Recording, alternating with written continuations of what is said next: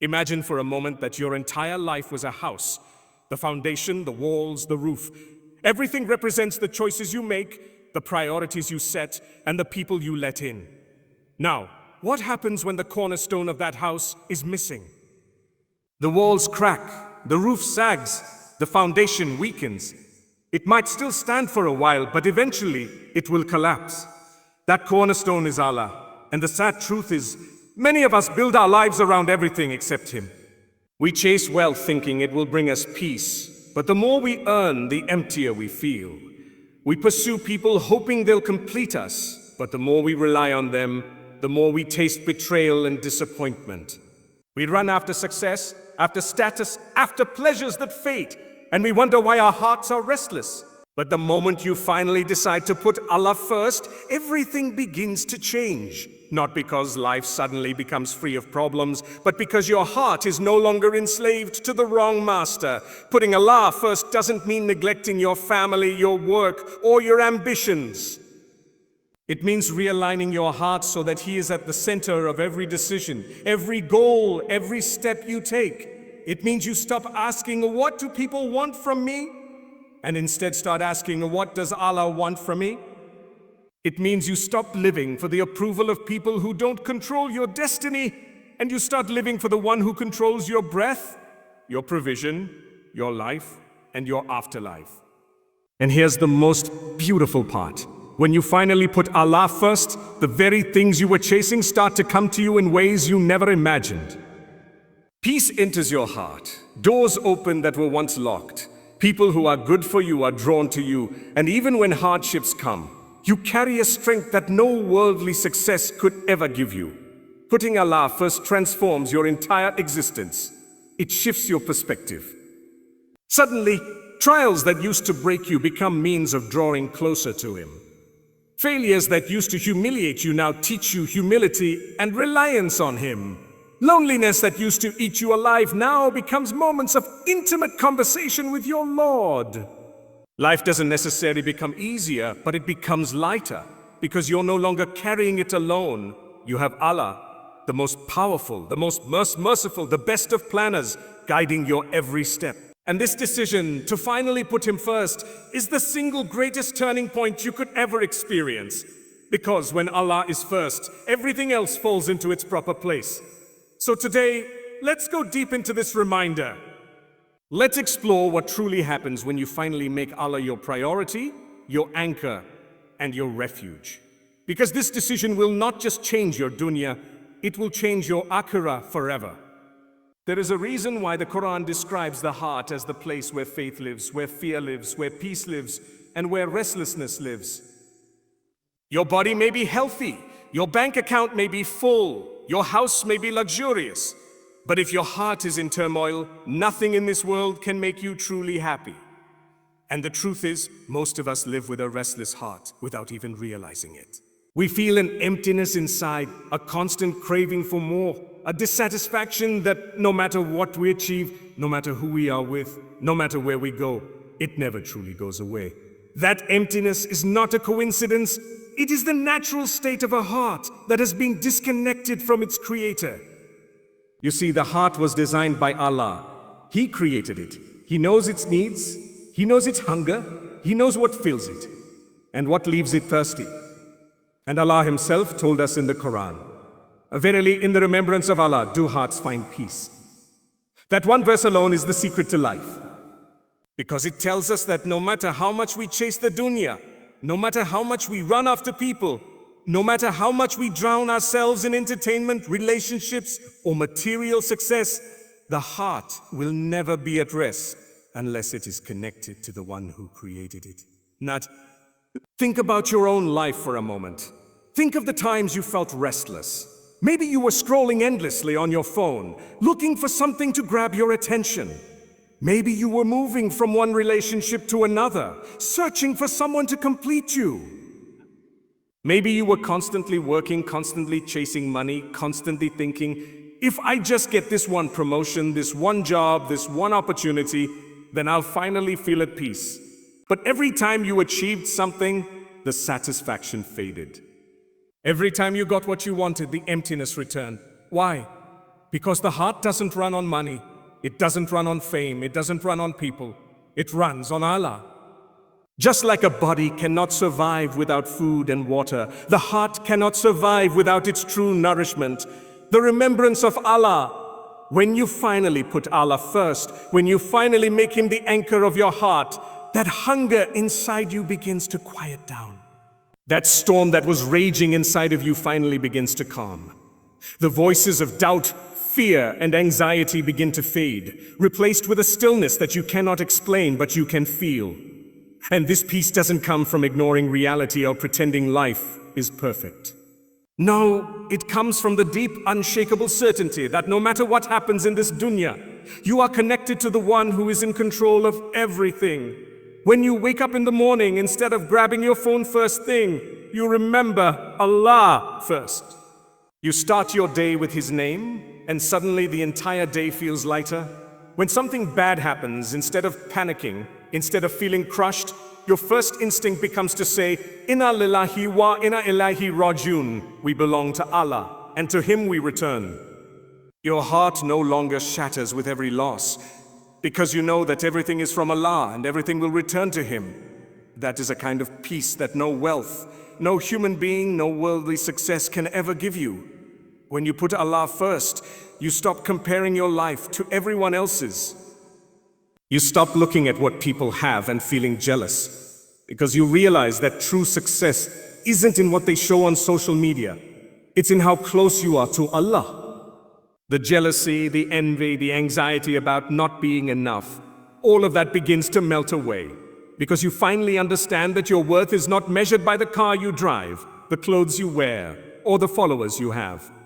Your worth is measured by how connected your heart is to its Creator. And once your heart understands that, it breathes differently. It feels lighter.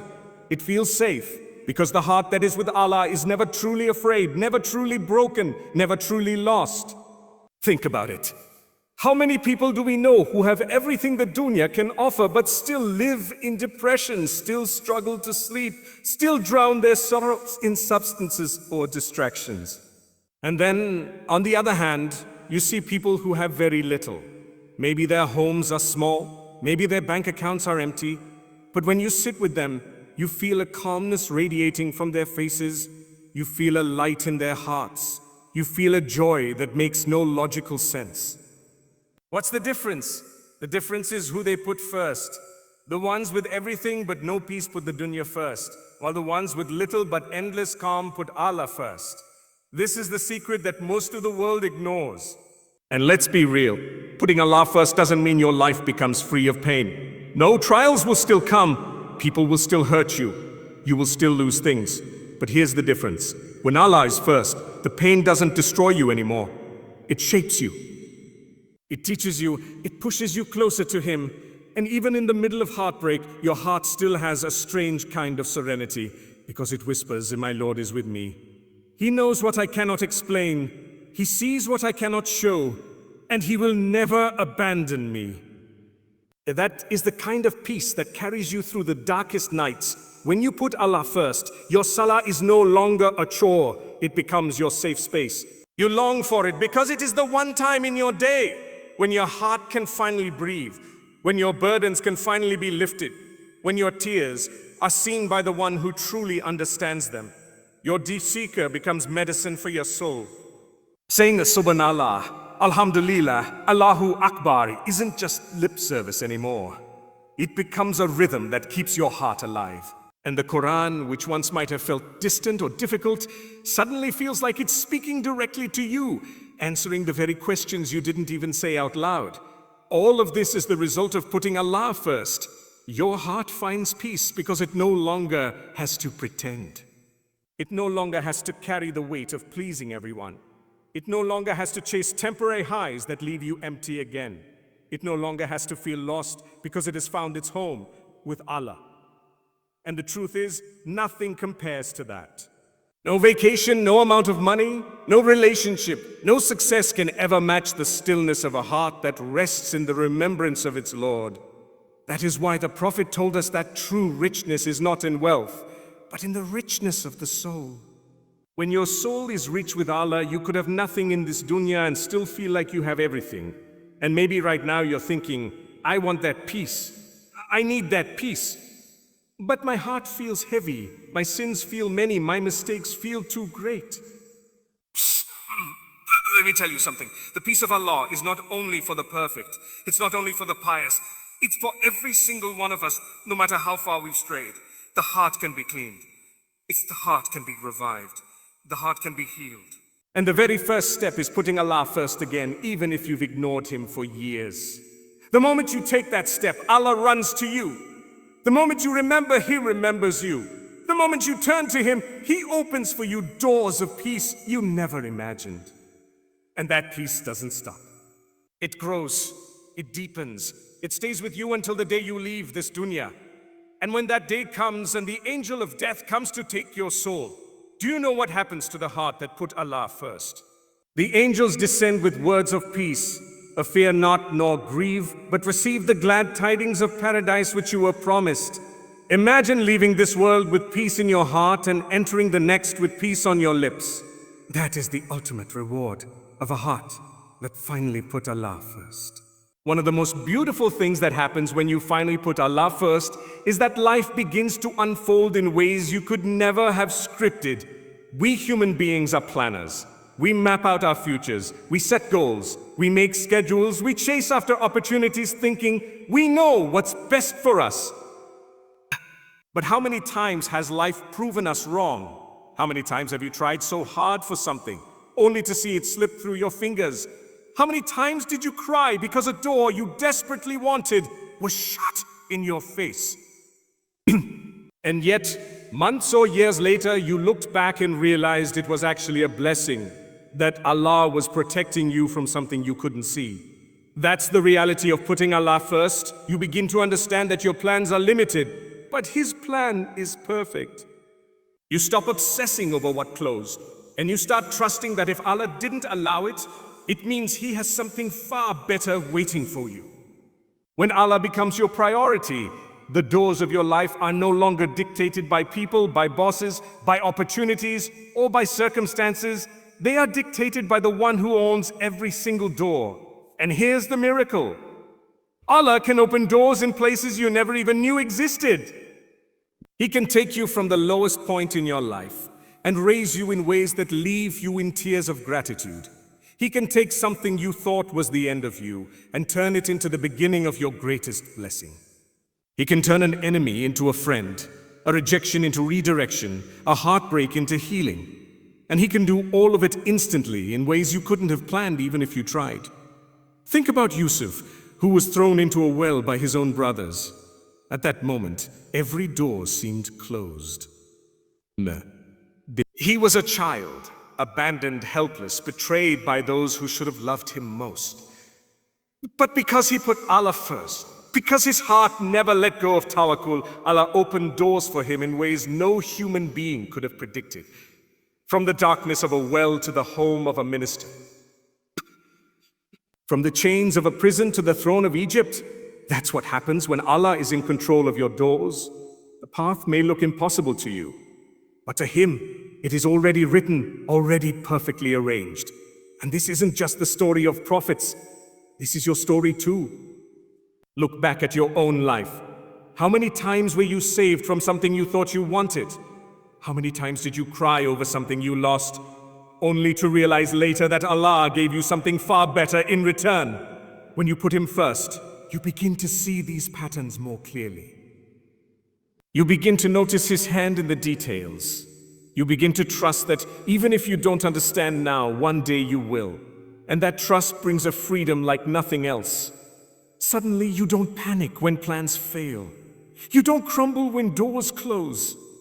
You don't chase people desperately hoping they'll open something for you.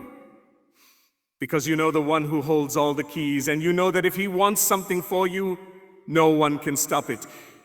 And if He doesn't want it for you, no one can give it to you. That certainty changes everything.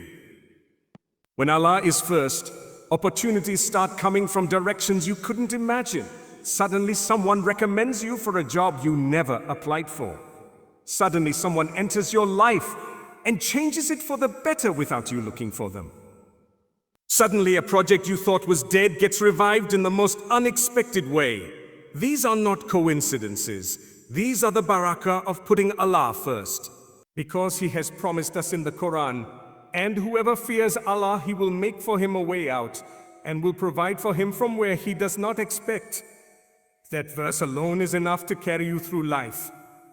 It is Allah's promise that if you live with taqwa, if you live putting Him above your desires, then He Himself will take charge of opening doors for you. And Allah's promise never fails. Sometimes the door He opens is not material, it's spiritual. You may find yourself suddenly loving Salah in a way you never did before. You may find your heart opening to the Quran after years of neglect. You may find tears flowing in dua when you never used to feel anything. These are the greatest doors of all because they lead you directly back to Him.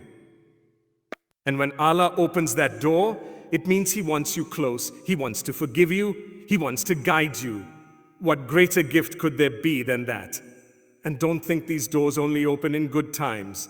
Often it is in your darkest moments that Allah shows you His greatest openings. How many people only discovered their purpose after their biggest failure? How many people only turned back to Allah after they hit rock bottom? How many people only found their true path when the world turned its back on them? That is the beauty of putting Allah first. Even your lowest points become doors to Him. Even your heartbreak becomes a doorway to His mercy. Even your mistakes become a doorway to His forgiveness. But here's something important. When you put Allah first, you don't just wait for doors to magically open without effort. No, you still strive, you still work, you still take steps. But the difference is that your effort is guided by Him. Your reliance is on Him. Your results are left to Him. And that makes every step lighter, because you know that no effort done sincerely for His sake will ever be wasted. Even if you don't get what you thought you wanted, you will always get what you need. And sometimes, the doors He opens are so unexpected that they leave you in tears. You may have prayed for something small, and He gives you more than you ever asked for. You may have asked for one blessing, and He gives you 10. You may have thought your life was stuck, and He suddenly flips it in a way you could never have imagined. That's the generosity of Allah. That's what happens when you finally stop trying to control everything yourself, and instead say, "Oh ya Allah, I trust You. I put You first. I know You will take care of me better than I can take care of myself." And once you taste that, once you taste the sweetness of doors opening by His mercy rather than your own force, you never want to go back. You stop obsessing over control. You stop stressing over outcomes. You stop doubting yourself at every turn. Because you know, if it's good for me, Allah will open it. If it's not good for me, He will close it. And either way, I win. One of the most profound transformations that takes place when you put Allah first is not that hardships disappear, but that you find a strength within them that you never thought you had. You see, the world often teaches us that strength comes from control, from having everything figured out, from being in charge, from never breaking, never crying, never struggling. But real strength, the kind that sustains you through life's storms, does not come from your own limited power. It comes from surrender. It comes from knowing that even when the weight of the world is pressing on your chest, you are not carrying it alone. It comes from realizing that when you put Allah first, you are leaning on a source of strength that never runs out, never weakens, never abandons you. And that realization transforms how you experience every single hardship. Think about how most people react to difficulties. A loss comes and they collapse. A heartbreak strikes and they feel their entire identity has been shattered. A failure happens and they give up on themselves completely. They try to numb their pain with distractions, they drown in their thoughts, they crumble under the weight. But when Allah is first, something shifts inside of you. The pain doesn't vanish, but you begin to see it through a different lens. Instead of asking, "Why me?" your heart whispers, "Allah chose me for this test. He must see something in me. He must want to raise me, to purify me, to bring me closer to Him." That mindset itself gives you strength, because suddenly your hardship is not meaningless suffering. It is purposeful. It is part of your story with Allah. And that's why the people who put Allah first can survive storms that would destroy others. They cry, yes. They break down in sujood, yes. But they don't lose hope. They don't despair. They don't let the darkness consume them, because deep down they know that Allah promised. Allah does not burden a soul with more than it can bear. If this trial is in your life, it means Allah already knows you are capable of carrying it, not alone, but with Him. And that knowledge itself gives you resilience. Look at the life of the Prophet Ayub. His body was afflicted with disease, his wealth taken, his children gone. By any worldly measure, he lost everything. But because he put Allah first, because his heart was anchored in Him, he found a strength in that hardship that left even the angels in awe. When asked about his suffering, he didn't complain. He simply turned to Allah and said, "Indeed, distress has touched me, and you are the most merciful of the merciful." And because he bore his trial with patience and faith, Allah restored him, healed him, and honored him. His story is a living reminder that strength in hardship does not come from what you have. It comes from who you turn to. And maybe you felt this in your own life too. Maybe there was a moment when you thought, "I can't go on. This is too much. I'm finished." But then you fell into sujood. You whispered your pain to Allah, and somehow you stood back up. Somehow you kept moving. Somehow you survived another day. That somehow wasn't random. It was Allah giving you strength. It was His promise. So truly, with hardship comes ease. It's after hardship, but with it. That means even in the very moment you are being tested, Allah plants ease within the test. And those who put Him first are the ones who see it, who feel it, who hold on to it when everyone else gives up. When Allah is first, your hardships become your greatest teachers. They teach you patience, because you realize that Allah's timing is better than yours. They teach you humility, because you realize how powerless you are without Him. They teach you gratitude, because even in your pain, you begin to notice blessings you once overlooked. And they teach you tawakkul, the art of handing over the reins of your life to the one who knows it better than you. These lessons give you a strength that no book, no motivational quote, no self-help seminar could ever give you.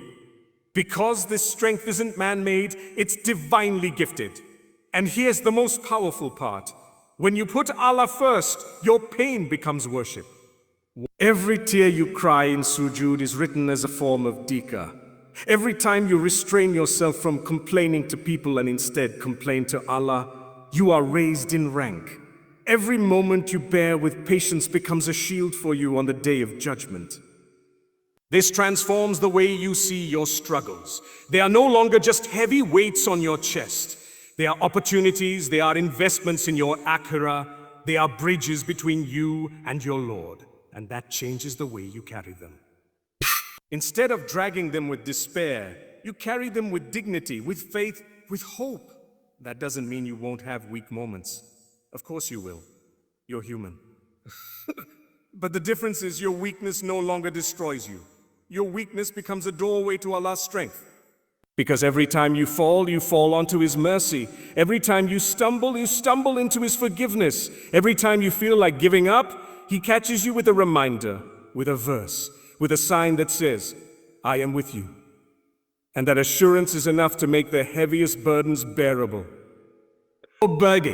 And this strength doesn't just benefit you, it inspires those around you too. People look at you and wonder, how are they still standing after everything they've been through? And the answer is simple, because Allah is first. And when He is first, nothing can truly break you. Yes, the storm may shake you, but your roots are firm because they are planted in Him. And from that place, you can weather anything. One of the most liberating gifts of putting Allah first is that people lose their power over you. For most of our lives, whether we admit it or not, we are chained by the opinions of others. We care so much about what people think, what they say, how they see us. We wear masks to fit in. We hide our true selves to be accepted. We bend our values to be liked. And in that process, we exhaust ourselves. Because no matter what you do, People will always find something to criticize. No matter how hard you try, someone will always disapprove. Living for the approval of people is like chasing a shadow. You will never catch it. But when you put Allah first, you stop running after shadows. You stop living your life in fear of what people might say, and you start living in awareness of what Allah sees, and that shift is freedom. That shift is dignity. That shift is power. Think about how much of your stress, your anxiety, your insecurity comes from other people. You post something online, and you wait nervously for likes and comments. You achieve something, and instead of feeling grateful, you wonder, what will others think of me? Will they envy me? Will they celebrate me? You make a mistake, and you feel crushed by the thought of people gossiping about you. But when Allah is first, all of that noise quiets down. Because you realize that none of those people have control over your life, your provision, or your destiny. They don't write your risk. They don't decide your akhirah. They don't control your soul.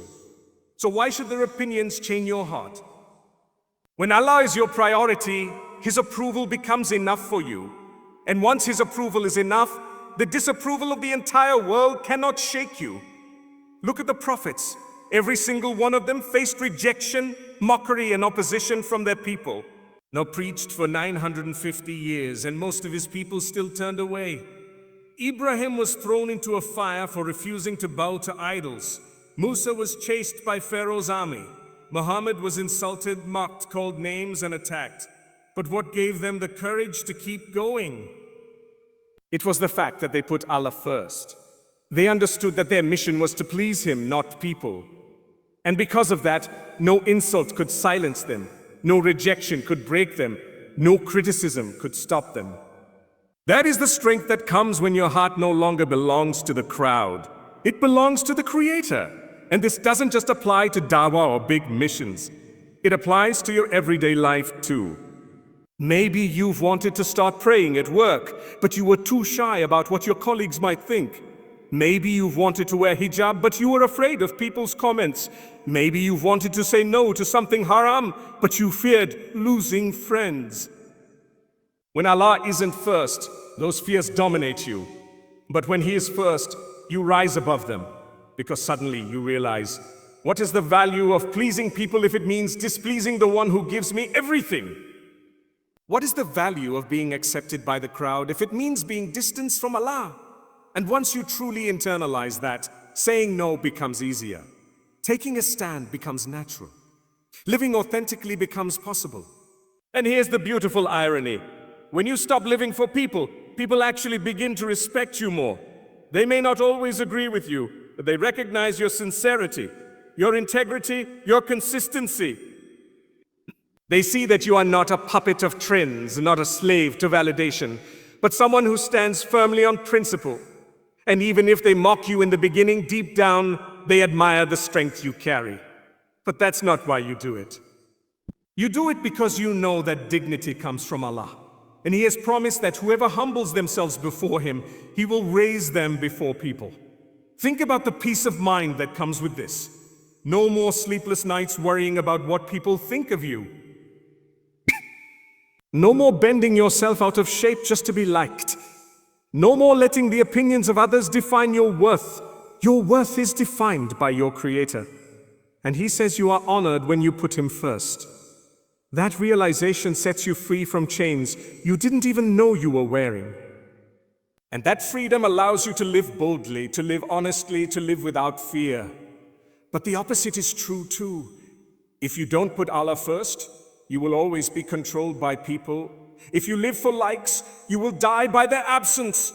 If you live for praise, you will crumble under criticism. If you live for acceptance, you will break under rejection. That is the exhausting reality of living for creation instead of the Creator. But the moment you flip that order, the moment you put Allah before anyone else, you become untouchable. Yes, people may still talk, people may still judge, people may still try to bring you down, but their words no longer define you. Their actions no longer control you. Their rejection no longer breaks you. Because your heart whispers back, Allah is with me. And if He is with me, what does it matter who is against me? And once you taste that freedom, you never want to go back. You never want to live in chains again.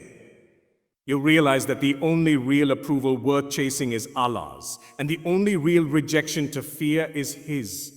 And from that place, you walk differently, you speak differently, you live differently. With your head high, your heart strong, and your soul anchored in Him.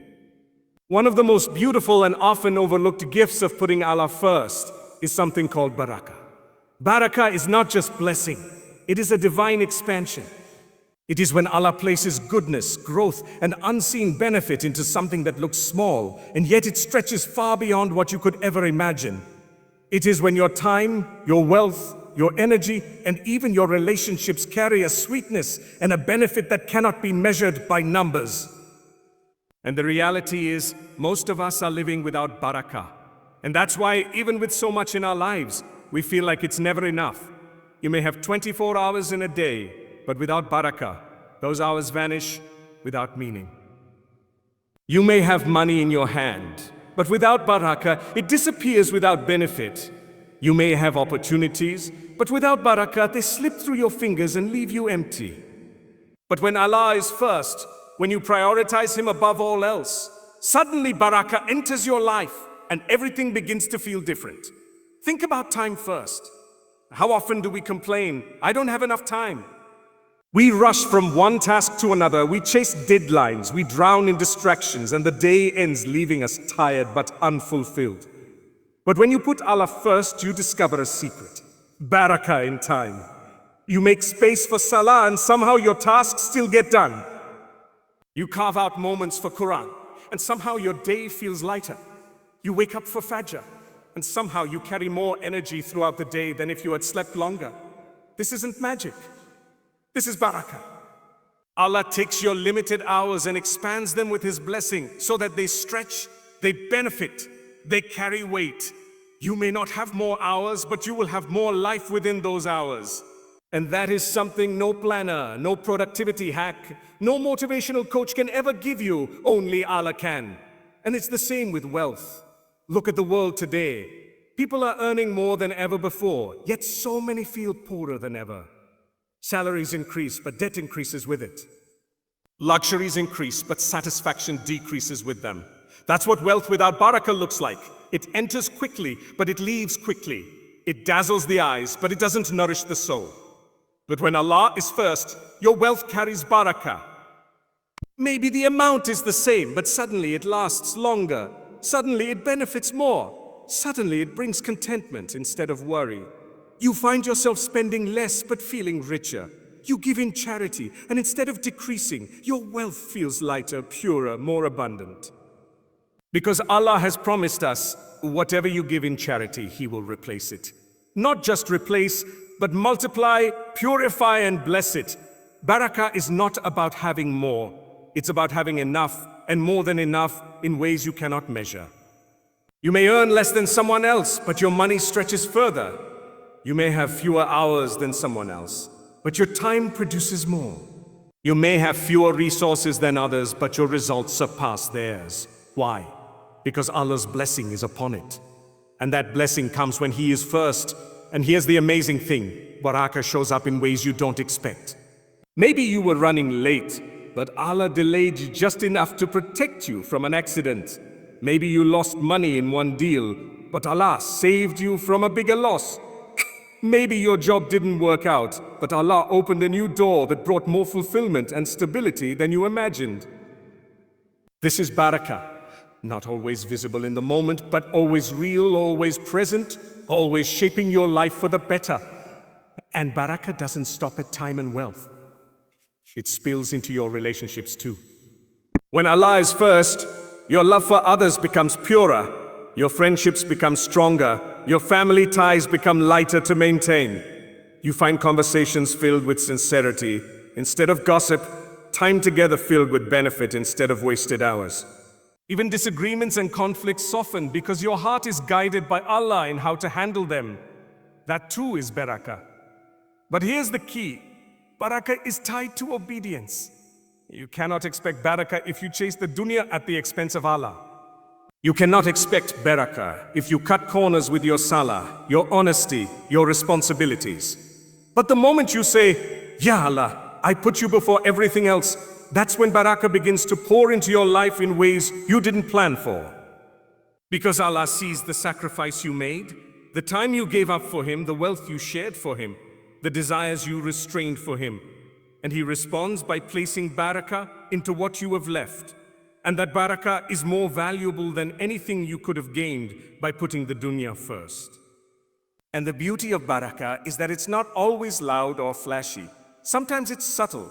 Sometimes it's the quiet peace of knowing your needs will be met. Sometimes it's the joy of eating a simple meal that feels more satisfying than a banquet. Sometimes it's the relief of completing in 2 hours what would have taken others a whole day. Sometimes it's the serenity of knowing that even if you don't have much, what you have is enough. That's the sweetness of barakah. It teaches you to live in contentment, to stop chasing endlessly, to rest in the provision of Allah with gratitude and trust. And when you live with barakah, you begin to see the world differently. You stop measuring life by numbers and start measuring it by meaning. You stop asking, "How much do I have?" and start asking, "How much blessing is in what I have?" And that perspective itself is freedom, because it pulls you out of the endless race of the dunya and anchors you in the timeless blessing of Allah. When you finally put Allah first, something extraordinary begins to happen in your circle of life. The people around you start to change. And this is not by coincidence. This is by divine design. Because who you surround yourself with shapes your heart, your habits, your faith, and ultimately your destiny. Many of us don't realize how deeply the people in our lives influence our iman. You could have the purest intention, but if your closest companions pull you away from Allah, slowly, without even noticing, you drift from Him. And on the other hand, you may be weak, struggling, and barely holding on. But if you are surrounded by people who remind you of Allah, their presence alone can lift you higher than you ever thought possible. This is why the Prophet warned us that a person is upon the religion of their closest friend.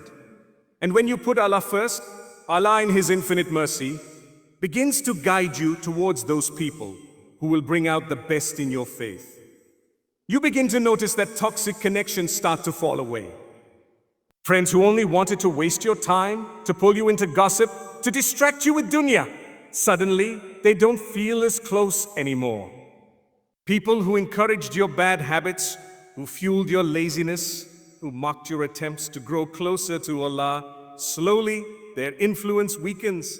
Sometimes Allah even removes them from your life in painful but necessary ways because He knows they were chains holding you back.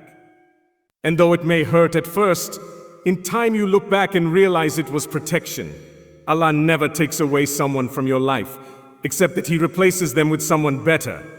Or He gives you the strength to stand stronger on your own until that replacement arrives. And then you'll notice something beautiful.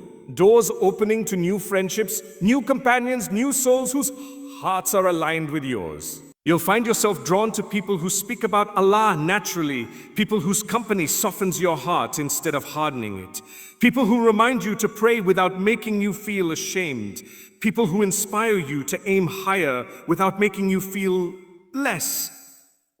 These are the people who carry light within them, and that light spills onto you simply by being around them.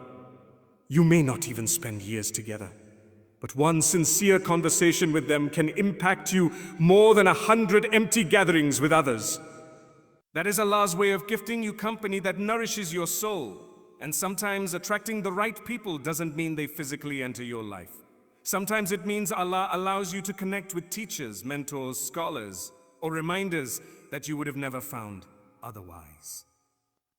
Maybe a lecture comes to you at the exact moment you needed it. Maybe a brother or sister shares a verse or hadith that answers the question you've been struggling with. Maybe you stumble upon a gathering that feels like home, where hearts are united by nothing but love for Allah. This too is a sign that Allah is placing the right influences in your life, because you chose to place Him first in yours. And the truth is, the right people don't just encourage your worship, they encourage your character. They push you towards patience when you want to lash out. They remind you of humility when your ego rises. They encourage gratitude when you fall into complaints. They remind you of forgiveness when anger burns within you. These are the companions who make you better not just in Salah, but in every corner of life. And they don't do it by preaching at you. They do it by living the values themselves, by being examples of what it means to walk with Allah at the center of life. But you must remember, attracting the right people also requires letting go of the wrong ones. You cannot cling to relationships that drain your iman and expect Allah to fill your life with people of light. Sometimes you must make the difficult choice to step away, to set boundaries, to say a no more to environments that darken your heart. And though it feels lonely at first, that loneliness is often the bridge Allah uses to guide you to better company. Because solitude with Allah is always safer than companionship that distances you from Him. And here lies the secret. When Allah is first, your heart itself changes. You begin to radiate sincerity, humility, peace, and naturally, you begin to attract others who are searching for the same. People are drawn to light, and the light of Iman is magnetic. Even those struggling in faith may find comfort in you simply because your presence reflects a connection to Allah. And in turn, their struggles remind you of your own humanity. Their questions push you to seek knowledge. Their growth inspires you to keep striving. This is how Allah surrounds you with the right souls, not perfect people, but people who make you better, who make you remember Him, who make you want to keep Him first always. And the most beautiful part, these relationships are not temporary. They are not just for this dunya. Friendships formed on the basis of Allah's love continue into eternity.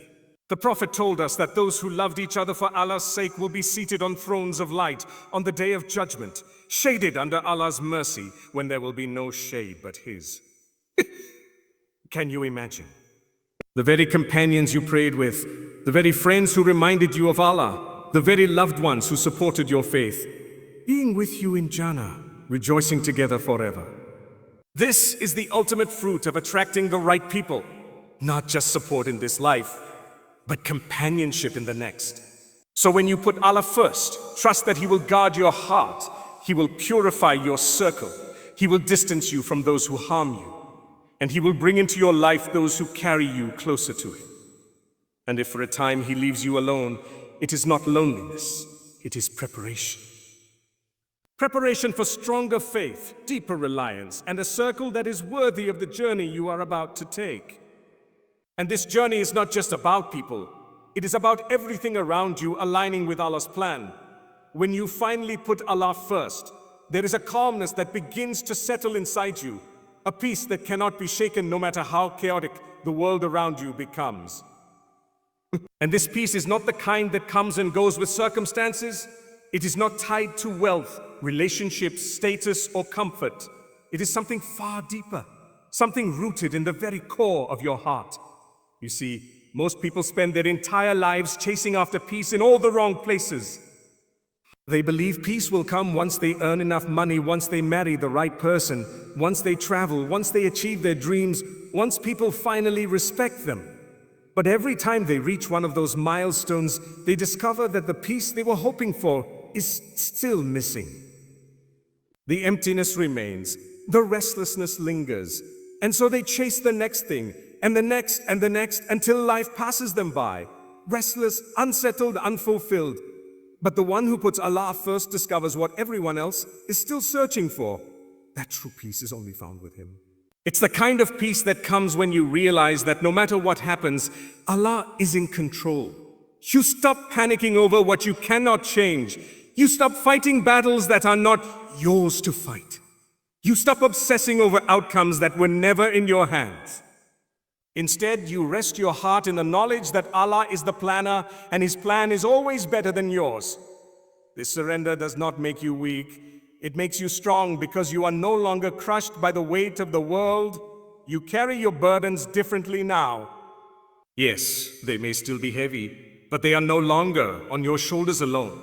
You place them on Allah's, and that shift alone is enough to transform your entire life. This peace is what allows you to sleep at night, even when everything around you feels uncertain. It's what allows you to smile through tears, to to stand tall through storms, to keep moving forward even when life pushes you back. Because deep inside you, there is this anchor, this unshakable conviction that Allah sees you, Allah hears you, Allah knows what you're going through, and Allah will never abandon you. That is the secret to a heart at peace. Not the absence of trials, but the presence of Allah within them. And when this peace takes root in your heart, it begins to radiate outward. People around you notice it.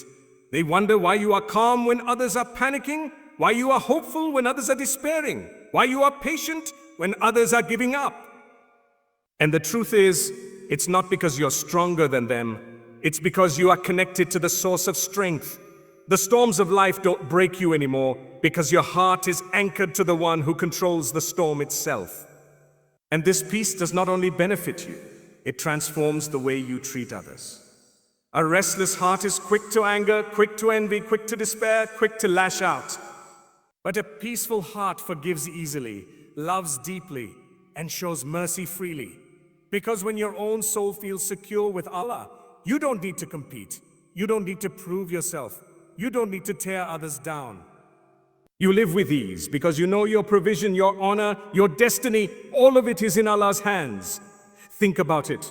What greater gift could there be than to live in a world full of noise, chaos, and uncertainty, and yet to have a heart that is calm, steady, unshaken? This is the gift Allah gives to the one who puts Him first.